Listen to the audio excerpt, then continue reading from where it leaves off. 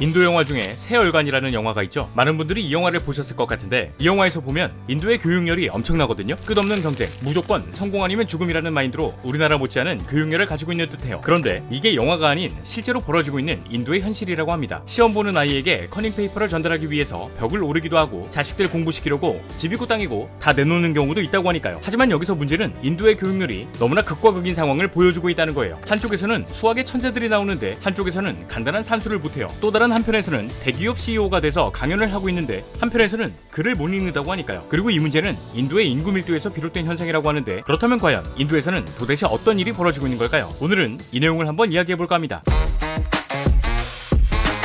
자, 오늘 저와 함께 살펴볼 지식 가이드는 인도의 인구 밀집입니다. 최근 인도가 중국의 인구수를 뛰어넘었죠. 2023년 기준 인도의 인구수는 무려 14억 2862만 명. 이 수치는 인도 혼자서만 전세계 인구수의 17%를 차지하고 있는 수준인데 인도의 국토 면적도 만만치 않게 커요. 전세계 국토 면적 7위로 우리나라 면적의 약 33배에 달하니까요. 그런데 인도의 국토 면적은 비슷한 인구수를 보유하고 있는 중국과 비교했을 땐 3분의 1 정도입니다. 이 말을 다시 해보면 중국보다 인구는 많지만 더 좁은 곳에서 밀집되어 살아간다는 거죠. 실제로 인도에서 가장 인구 밀도가 높은 지역이라고 소문난 비하르주에는 우리나라 면적보다 조금 더 작은데도 1억 명이 넘게 살고 있고 심지어 한반도와 비슷한 면적의 우타르 프라데시주에 살고 있는 사람은 무려 2억 4천만 명이거든요. 이건 행정구역 하나가 브라질의 인구보다도 많다는 거예요. 그리고 지금 언급된 주들의 공통점은 바로 인도 북부 지역이라는 것이죠. 먼저 인도는 크게 북인도와 남인도로 나눌 수 있습니다. 근데 이 북인도 지역에 있는 가장 큰 4개 주의 인구수만 합해봐도 인도 인구의 절반이 살고 있다고 하죠. 이 주들은 인도 전체 면적의 약 35%에 불과하다고 하는데 인도 사람들은 도대체 왜 이 지역에 유독 밀집되어 살아가고 있는 걸까요? 뭐 누구나 각자의 사연이 있듯 인도 또한 인구가 밀집된 사연은 존재했어요. 먼저 인도의 북쪽에는 큰 산맥들이 펼쳐져 있습니다. 이곳에는 여러분들도 잘 알고 계시는 히말라야 산맥이 포함되어 있고 인도는 과거부터 이 지형의 덕을 많이 받았죠. 일단 높은 산맥이 있으니 외세의 침략을 방어하는 데 용이했고 인도양에서 불어오는 계절풍, 즉 몬순이 북쪽으로 올라오는 것을 막아줄 뿐만 아니라 북쪽에서 넘어오는 차가운 공기를 차단해주는 역할을 했으니까요. 이로 인해 인도는 동일한 위도에 있는 다른 지역들에 비해서 상대적으로 덥고 습한 기후를 가지게 되었고 게다가 히말라야 산맥의 빙하는 인도에 물을 공급해주기도 하거든요. 실제로 산맥에서 유입된 물은 인도 북부 지역의 3대 하천이라고 불리는 인더스강, 겐지스강, 브라마푸트라강과 지류로 흘러들어가고 있습니다. 그리고 이 물은 많은 토사를 운반하고 퇴적시켜 비옥하고 넓은 평야지대를 형성했죠.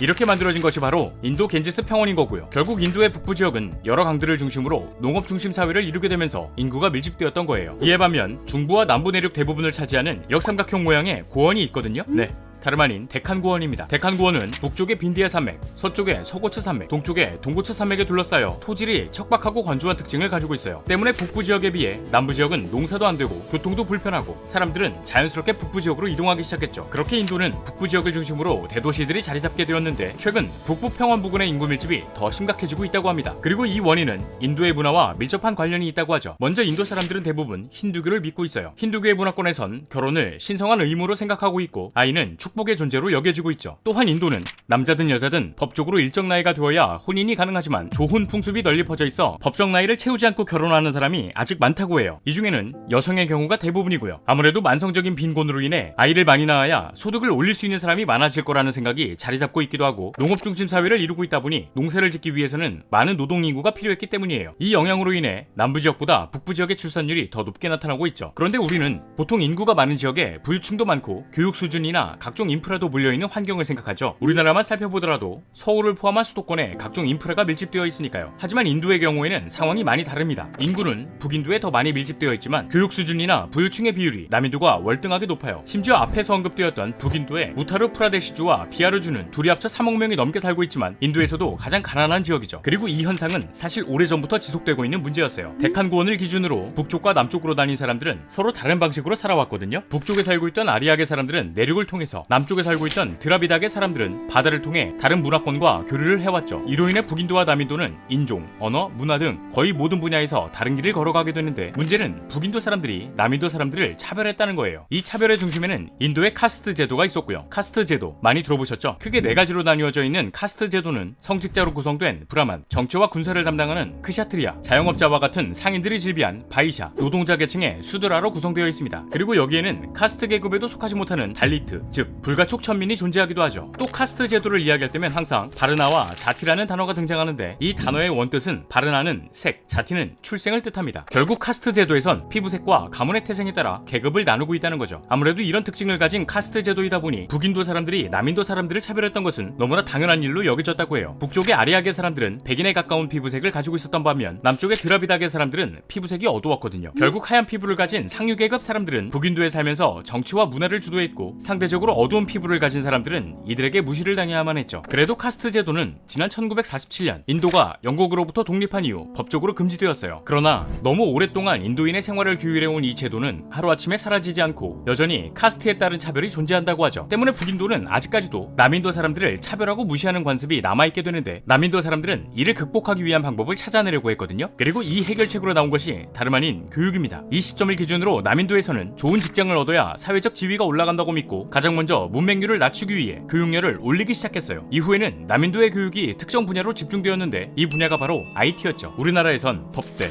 또는 의대에 가면 성공했다 라는 인식이 강하죠. 이와 비슷한 맥락으로 인도에서는 공과대학에 진학해 엔지니어가 되는 것을 목표로 삼는다고 해요. 결국 남인도에서는 교육만이 유일한 생존 전략으로서 우리나라보다도 더한 교육열이 자리잡게 되었던 거죠. 실제로 아이에게 커닝 페이퍼를 전달하기 위해서 부모가 벽을 기어오르는 사례도 있었고 심지어 자녀의 성공을 위해서라면 집이고 땅이고 다 내놓는 경우도 있다고 해요. 그리고 이렇게 뜨거운 교육열을 견뎌낸 결과 인도인들은 세계적인 기업에 취업하고 있습니다. 구글, 마이크로소프트, 어도비, IBM 한 번쯤은 다 들어보신 기업이죠. 현재 세계 혁신을 이끌어가는 글로벌 IT 기업의 경영진이 대부분 인도 출신이에요. 때문에 남인도 지역에는 첨단 기업과 젊은 인력이 모이는 일명 IT 삼각주가 탄생하기도 했고 인도 전국의 일자리 절반 이상이 남인도 5개 주에 밀집되었죠. 반대로 북인도의 경우에는 남인도보다 인구는 많지만 산업 발전 속도가 더뎌 계속 뒤처지고 있고요. 그렇다면 여기서 들 수 있는 의문이 북인도 사람들이 남인도로 가면 되는 거 아닌가? 일 것 같은데 이건 현실적으로 쉽지가 않습니다. 애초에 북인도는 남인도와 인종도 다르고 문화, 언어, 하다못해 먹는 음식마저 달라요. 이게 우리나라처럼 표준이 정해져 있고 조금씩 차이 나는 수준이 아니라 지역마다 사용하는 언어의 뿌리가 완전히 달라서 법정 공용어만 20개, 그 밖에 다른 언어까지 하면 약 2000개의 언어를 사용하고 있다고 하죠. 이 말은 즉 고향을 떠나 타지에서 산다는 건 그냥 외국에서 생활하는 수준이라는 거예요. 결국 북인도 사람이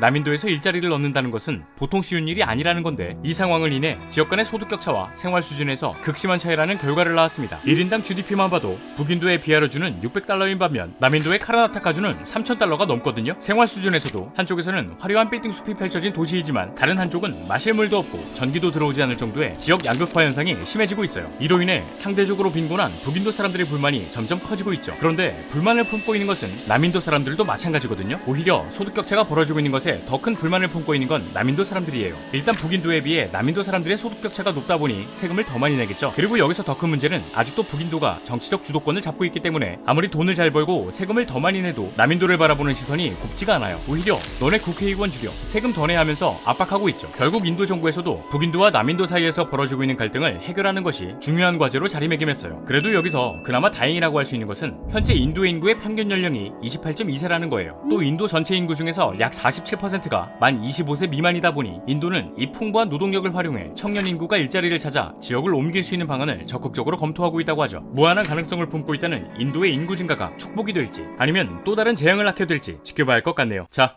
오늘의 영상은 여기까지입니다. 다음에 또 다른 안내서로 찾아뵙도록 하겠습니다. 지금까지 지식가이드였습니다. 감사합니다.